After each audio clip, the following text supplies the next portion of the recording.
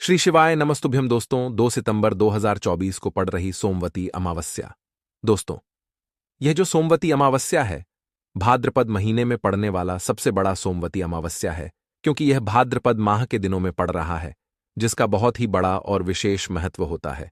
और ऐसा दिन पूरे साल में सिर्फ एक ही बार आता है।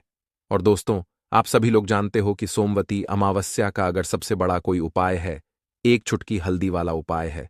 तो दोस्तों, इस सोमवती अमावस्या की विशेष तिथि के दिन आप लोगों को इस एक चुटकी हल्दी वाले उपाय को जरूर करना है। बहुत सारे लोग होंगे जिन लोगों ने इस उपाय को ना किया हो, मतलब पूरा साल निकल गया, उन्होंने किसी भी दिन इस हल्दी वाले उपाय को ना किया हो। पर दोस्तों, आपके पास एक आखिरी मौका बचा हुआ है, जो कि 2 सितंबर के दिन। तो इस दिन आप लोगों को इस वाले उपाय को जरूर कर लेना है। भले ही आपने पूरे महीने भर इस उपाय को ना किया हो, पर आपने इस भाद्रपद महीने के सोमवती अमावस्या के दिन अगर इस वाले उपाय को कर लिया, तो आपको इस उपाय को करने का वो फल मिलेगा जिसकी आपने कभी कल्पना भी नहीं करी होगी। इसीलिए आप लोग इस वाले उपाय को एक बार जरूर कर लेना, ताकि आप लोगों के हाथ से यह मौका ना जा सके और आपको इस उपाय को करने का फल मिल सके।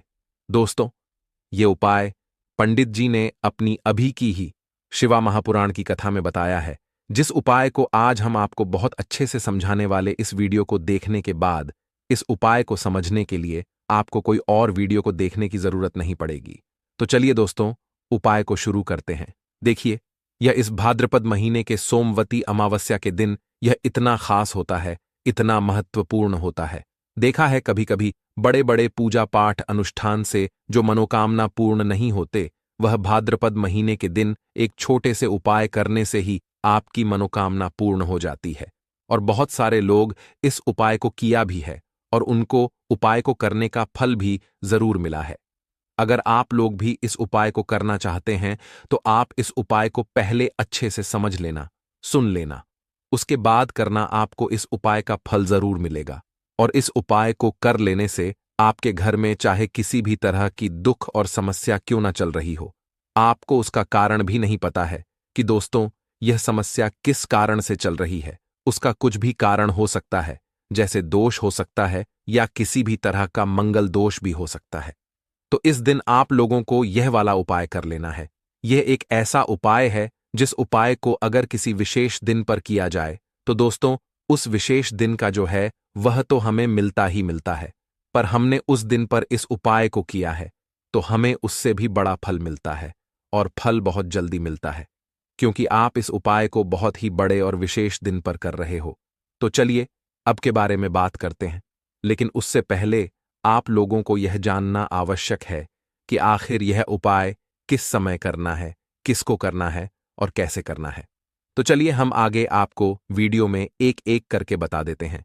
लेकिन उससे पहले अगर आप लोग हमारे चैनल पर नए हैं, तो हमारे चैनल को सब्सक्राइब कर लेना और इस वीडियो को लाइक करके कमेंट बॉक्स में श्री शिवाय नमस्तुभयम ओम नमः शिवाय जरूर टाइप कर देना। तो दोस्तों, इस हल्दी वाले उपाय को हमें इस सोमवती अमावस्या दिन कैसे करना है, किसको करना है, किस समय करना है और कहां पर करना है, ये सारे सवालों के जवाब आपको इस वीडियो में मिल जाएंगे।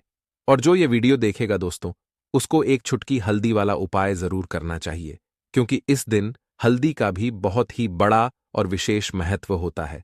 और जब बात आ जाए हल्दी के उपाय की, तो यह सोने पर सुहागा वाली बात हो जाती है, और यह एक बहुत ही बड़ा उपाय हो जाता है इस भाद्रपद सोमवती अमावस्या का। तो अब दोस्तों, इस छुटकी हल्दी वाले उपाय को आखिर करना किसको है, सबसे पहले हम लोग वह बात जान लेते हैं। तो देखो, घर की जो बड़ी माताएं बहनें होती हैं, उन माताओं बहनों में से कोई भी एक बड़ी माता बहन इस वाले उपाय को कर सकती है। और दोस्तों, अगर आप चाहे तो अपने घर में से सभी सदस्यों को भी इस उपाय को करवा सकते हैं। अगर किसी व्यक्ति की खुद की कोई मनोकामना है, खुद की कोई दुख और परेशानी है जो कि वह अपने लिए ही करना चाहता है इस वाले उपाय को, तो वह खुद अपने लिए भी सकता है। बाकी अगर कोई घर में से ऐसा है जो कि अपने पूरे घर परिवार की सुख और शांति के लिए यह वाला उपाय करना चाहता है, तो दोस्तों वह भी कर सकता है। उसमें भी कोई दिक्कत वाली बात नहीं है। कहने का मतलब यह है कि इस उपाय को हर एक सदस्य भी कर सकता है, और पूरे घर परिवार के सदस्य के लिए घर की बड़ी माताओं बहनों में से कोई एक माता बहन भी कर सकती है। माताएं बहनें अगर घर में उपस्थित ना हो या वह यह वाला उपाय ना कर पा रही हो, तो फिर घर का कोई बड़ा सदस्य भी इस हल्दी वाले उपाय को कर सकता है। चाहे फिर वह पुरुष ही क्यों ना हो, उसमें कोई भी दिक्कत वाली बात नहीं है। अब दोस्तों, इस हल्दी वाले उपाय को हमें करना कहां पर है? हमें इसे घर के मंदिर और तुलसी के कियारे में जाकर करना है। बहुत सारे लोग प्रश्न करते हैं, हर एक उपाय को करते समय क्या हम इस उपाय को अगर घर पर तुलसी का पौधा ना हो तो मंदिर में कर सकते हैं? तो इस वाले उपाय को अगर घर पर करोगे तो ज्यादा अच्छा होगा। अगर मंदिर में तुलसी का पौधा है और वहां करोगे तो भी कर सकते हो इस वाले उपाय। उसके बाद में दोस्तों जो अगला प्रश्न निकल कर आता है वो ये आता है इस उपाय को लेकर कि आखिर इस उपाय को हमें किस समय करना है, सुबह के समय करना है कि शाम के समय करना है? तो देखो, इस वाले उपाय को आप लोग सुबह के समय भी कर सकते हो और शाम के समय प्रदोष काल में भी कर सकते हो। अब अगर आप पूछो कि दोस्तों सबसे उत्तम समय कौन सा रहेगा इस एक छुटकी हल्दी वाले उपाय को करने का, तो हम आपसे बस यही कहेंगे कि इस उपाय को आप शाम के समय करेंगे तो ज्यादा होगा। बाकी अगर सुबह के समय भी करेंगे तो भी अच्छा होगा, उसमें कोई भी दिक्कत वाली बात नहीं है। तो अब दोस्तों जो अगली सबसे बड़ी और महत्वपूर्ण बात आती है वह यह आती है कि सुबह अगर हम उपाय को करेंगे तो हमें कितने बजे से लेकर कितने बजे तक के बीच में करना है, और शाम के समय प्रदोष काल में करेंगे तो हमें कितने बजे से लेकर कितने बजे के बीच में करना है। तो देखो, सुबह जितनी जल्दी हो सके आप उपाय को करने की कोशिश करना। बाकी अगर कारणवश लेट भी हो जाओ, थोड़ी देर भी हो जाए, तो 10 या 11 बजे तक भी आप उपाय कर लेना, पर 12 बजे से ज्यादा देरी ना हो। ठीक है, इस बात का ध्यान रखना। उसके बाद में दोस्तों, अगर शाम के समय प्रदोष काल की बात करें, प्रदोष काल का जो समय होता है वह शाम के 6 बजे से शुरू हो जाता है। मतलब शाम के 600 बजे से लेकर शाम के 7 बजे के बीच का जो समय होता है, यह समय प्रदोष काल का समय होता है। पर अभी जो मौसम चल रहा है, इस मौसम में जो है शाम बहुत देर होती है, तो आप इस उपाय को 7 बजे या 8 बजे के बीच में भी कर सकते हो। मतलब शाम के 6 बजे से रात 8 बजे के बीच में आप कभी भी इस वाले उपाय को कर सकते हो, उसमें कोई भी दिक्कत वाली बात नहीं है। परंतु सोमवती अमावस्या के दिन कोशिश करना कि समय के अंतर्गत ही कर लो। किसी कारणवश ना कर पाओ तो थोड़ा देरी से भी कर सकते हो, आपको उपाय का फल जरूर मिलेगा।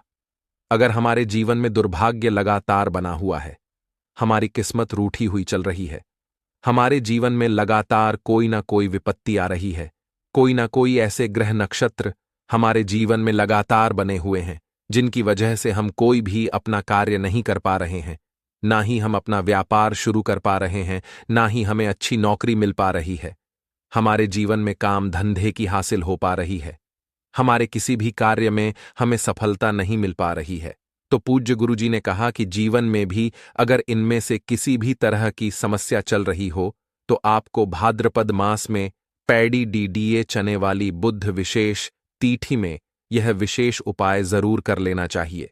तो चलिए जानते हैं इस विशेष उपाय के बारे में, लेकिन उससे पहले एक प्रार्थना है। अगर आप चैनल पर नए हैं तो कृपया चैनल को सब्सक्राइब अवश्य कर लें।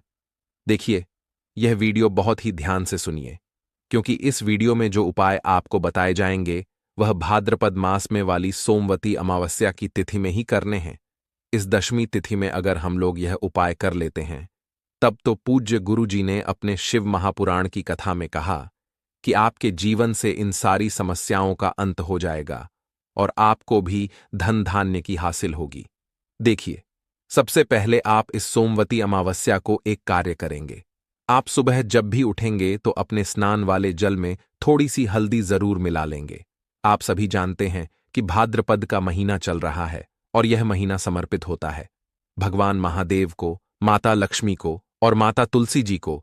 इसलिए अगर आप हल्दी वाले जल से स्नान करते हैं तो पूज्य गुरु जी ने कहा कि इससे आपका दुर्भाग्य समाप्त होता है, आपकी रूठी हुई किस्मत जागती है और आपके भी सौभाग्य में वृद्धि होती है और आपका गुरु ग्रह मजबूत होता है। अब जानते हैं गुरु जी द्वारा बताए गए पहले खास उपाय के बारे में। इस उपाय के आपको 2 हरी इलायची ले लेनी है, फिर इसी के साथ साथ आपको ले लेना है एक दीपक। दीपक आप मिट्टी का भी ले सकते हैं, और आप अपने घर पर अगर आटा मढ़कर उसका दीपक बनाते हैं तो उसका भी दीपक आप तैयार कर सकते हैं। इस दीपक में आपको घी का इस्तेमाल करना है और साथ ही साथ लंबी रुई की बत्ती का उपाय करना है। देखिए, इस उपाय को बहुत ही ध्यान से समझिए, क्योंकि यह उपाय महादेव को भी बहुत प्रिय और माता लक्ष्मी को भी बहुत प्रिय है। देखिए, अब सबसे पहले आप एक काम करेंगे, आप यह दीपक लेकर अपने घर के मंदिर के सामने पहुंच जाएंगे। आपके घर के मंदिर में माता लक्ष्मी की अगर कोई फोटो है, कोई प्रतिमा है, या फिर आपकी कुलदेवी की कोई फोटो है, कोई प्रतिमा है, या फिर माता रानी के किसी भी स्वरूप की कोई फोटो है, तो उनके सामने आपको यह उपाय करना है। आधा उपाय आप अपने घर के मंदिर में करेंगे और आधा शिवालय में जाकर करेंगे। इसलिए आपको उपाय बहुत ही ध्यान से समझना है। देखिए, अब माता रानी के सामने सबसे पहले आप थोड़े से चावल डाल दीजिए और उन्हीं चावलों के ऊपर यह दीपक रख दीजिए। इस दीपक को रखने के बाद इसमें थोड़ी सी आप पीसी हुई हल्दी डाल दीजिए। थोड़ी सी शुद्ध पीसी हुई हल्दी इस दीपक में डाल दीजिए। उसके बाद आप यह दीपक प्रज्वलित कर दीजिए और वहीं दीपक के सामने बैठकर, यानी माता रानी के सामने बैठकर, आप कम से कम 11 बार या 21 बार या 31 बार या 108 बार, जितना भी आपके पास टाइम हो, बार आप ओम महालक्ष्मी नमः इस मंत्र का स्मरण कर लीजिए। मंत्र का स्मरण करने के बाद आपके पास जो 2 हरी इलायची है, उनमें से एक हरी इलायची आपको इसी दीपक में डाल लेनी है और माता लक्ष्मी से प्रार्थना कर लेनी है कि मेरे जीवन में जो धन धान्य की कमी चल रही है, मेरे जीवन में जो सौभाग्य में वृद्धि नहीं हो पा रही है, दुर्भाग्य लगातार बना हुआ है, तो आपके जीवन में धन से संबंधित जो समस्या चल रही है, उसको दूर करने के लिए माता रानी से कर लेनी है। फिर इसके बाद आपको यह दूसरी हरी इलायची और थोड़ा सा शहद लेकर पहुंच जाना है शिवालय। देखिए, यह उपाय आप शाम के समय में ही करेंगे। शिवालय पहुंचने के बाद इस दूसरी हरी इलायची को आप शहद में डुबो लेंगे। चारों तरफ से इस हरी इलायची में शहद लगा लेंगे और फिर यह हरी इलायची आपको शिवलिंग के ऊपर समर्पित कर देना है। शिवलिंग के सामने बैठकर आपको महादेव से प्रार्थना कर लेनी है कि आपके जीवन धन से संबंधित कोई समस्या चल रही है या आपकी कोई विशेष मनोकामना है जो परिपूर्ण नहीं हो पा रही है, तो महादेव से उस मनोकामना को परिपूर्ण करने के लिए प्रार्थना कर लेनी है। ओम श्री या फिर का कम से कम 108 बार जाप करने के बाद फिर वापस अपने घर आ जाना है। पूज्य गुरुजी ने कहा कि अगर आप इस सोमवती अमावस्या विशेष तिथि में इस अचूक उपाय को कर लेते हैं, तो आप जीवन से भी धन की समस्या हमेशा के लिए समाप्त हो जाएगी और आपको भी माता लक्ष्मी की कृपा हासिल होगी। अब इसके बाद बात करते हैं गुरुजी द्वारा बताए गए दूसरे खास उपाय के बारे में। देखिए, इस उपाय के लिए आपको एक लोटा जल ले लेना है। फिर इसी के साथ आपको ले लेना है थोड़ा सा गुड़। आप एक टुकड़ा या 2 टुकड़े गुड़ के ले लीजिएगा और इस गुड़ को इस 1 लोटे जल में डाल लीजिएगा। फिर इसी के साथ को थोड़ी सी पीसी हुई शुद्ध हल्दी ले लेनी है। 1 या 2 चुटकी शुद्ध पीसी हुई हल्दी ले लीजिएगा और इसको भी इसी 1 लोटे जल में डाल लीजिएगा। अब आपका यह 1 लोटे जल का मिश्रण तैयार हो गया। इस 1 लोटे जल को लेकर आप पहुंच जाएंगे अपने घर पर जो माता तुलसी का पौधा है उसके सामने। अगर आप अपने घर की छत पर माता तुलसी का पौधा रखे हुए हैं तो वहां पहुंच जाएगा और यह 1 लोटा जल माता तुलसी के पौधे में आपको समर्पित करते हैं और ओम नमो भगवते वासुदेवा या फिर ओम महालक्ष्मी नमः, इन दोनों में से किसी भी एक मंत्र का लगातार स्मरण करते जाना है। धीरे धीरे जल समर्पित करते जाइए और इन दोनों में से किसी भी एक मंत्र का कम से कम 11 बार या फिर अधिक से अधिक 108 बार जाप कर लीजिए। फिर वहीं तुलसी जी के पौधे के सामने बैठकर आपके जीवन में जो धन धान्य से संबंधित समस्या चल रही है या फिर आपके घर में बहुत ज्यादा होता है, शांति नहीं है, आपके जीवन में दुर्भाग्य आपके जीवन में है, आपकी किस्मत आपसे रूठी हुई है, तो इन सभी समस्याओं के लिए माता तुलसी से और भगवान नारायण से और महादेव से प्रार्थना कर लेनी है और फिर उसके बाद वापस आ जाना है। पूज्य गुरुजी ने कहा कि भाद्रपद मास में तुलसी जी के पौधे का बहुत ही विशेष महत्व होता है। इसीलिए अगर हम इस महीने में तुलसी जी के सामने कुछ विशेष करते हैं, उनकी पूजा करते हैं, उनकी आराधना करते हैं, तो इससे माता हमारे जीवन में धन धान्य के भंडार भर देती है। हल्दी समर्पित करने से माता तुलसी हमसे अतिशीघ्र प्रसन्न होती है, इसलिए हल्दी आपको इसे 1 लोटे जल में जरूर मिलानी है। तो चलिए बढ़ाते हैं अगले उपाय की ओर। देखो, यदि आपके जीवन में आर्थिक संकट बहुत अधिक हो रहे हैं, धन की समस्या लगातार जीवन में बनी हुई एक एक रुपयों को हासिल करने के लिए आपको बहुत अधिक केडीडीडीट मेहनत कर रहे हैं, तो आज रात्रि में सोने से पहले आपको यह एक चमत्कारी दीपक का उपाय अवश्य करना है। या फिर यदि आपका जो व्यापार है, बिजनेस है, दुकान है, वह अच्छे से नहीं चल पा रही है, तो आज रात्रि में इस विशेष दीपक का उपाय आपको अवश्य करना चाहिए। देखो दोस्तों, दीपक हमारे घर में सभी नकारात्मक शक्ति को बाहर करता है। यह उपाय आपको साल में केवल एक बार करने का ही मौका मिलता है। केवल और केवल द्वितीय पर ही इस उपाय को किया जाता है। देखिए, इस उपाय के लिए आपको तुलसी जी की जो सूखी लकड़ी होती है उसे ले लेना है। देखिए दोस्तों, यदि आपके पास पुरानी तुलसी जी की लकड़ी है तो उसे आप ले सकते हैं, और यदि आपके घर में तुलसी जी जो लकड़ी है वह सूखी हुई है तो उसकी लकड़ी आप तो डीडीए करके इस्तेमाल कर सकते हैं। लेकिन आपको ध्यान रखना है कि सूर्यास्त से पहले पहले ही आपको यह जो तुलसी जी की लकड़ी है इससे ही तोड़ लेना है। तो इस उपाय के लिए आपको सबसे पहले तो एक मिट्टी का दीपक लेना होगा। आप चाहे तो आटे का दीपक भी ले सकते हैं, क्योंकि आटे का दीपक सभी दीपक में सर्वोत्तम समझा गया है। इस दीपक के अंदर आपको शुद्ध घी का उपाय करना होगा, और इससे दीपक के अंदर अपने जो तुलसी जी की लकड़ी ली है उसे भी रख देना है। लेकिन यह जो तुलसी जी की लकड़ी है इसमें आपको चारों तरफ अच्छे से घी लगा लेना है। देखिए, गुरुजी ने बताया है कि जो तुलसी जी की लकड़ी है, यदि आप उपाय करते हैं और बहुत ही शीघ्रता से जल जाती है, तो इसके लिए आपको एक कार्य करना है। आपको ले लेनी है और उससे रुई को आपको जो तुलसी जी के अपने लकड़ी ली है उस पर अच्छे से चारों तरफ लपेट देनी है। तुलसी जी की लकड़ी के ऊपर रुई लपेटने के बाद इसे आपको पूरा घी के अंदर डुबो लेना है। अब इसे आपको बाती के रूप में उपाय करना है। अब दोस्तों, इस दीपक को आपको प्रज्वलित कहाँ करना है?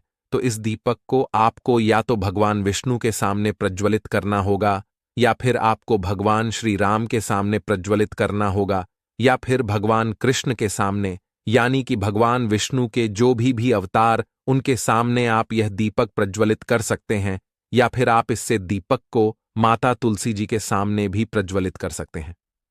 पूज्य गुरु जी ने बताया है कि जो भी व्यक्ति इस तरह से तुलसी जी की डंडी से यह दीप दान कर देता है, उसके जीवन में कभी भी धन की समस्या नहीं होती है। इसीलिए आपको यह पूरे साल में केवल एक बार ही मौका मिलता है।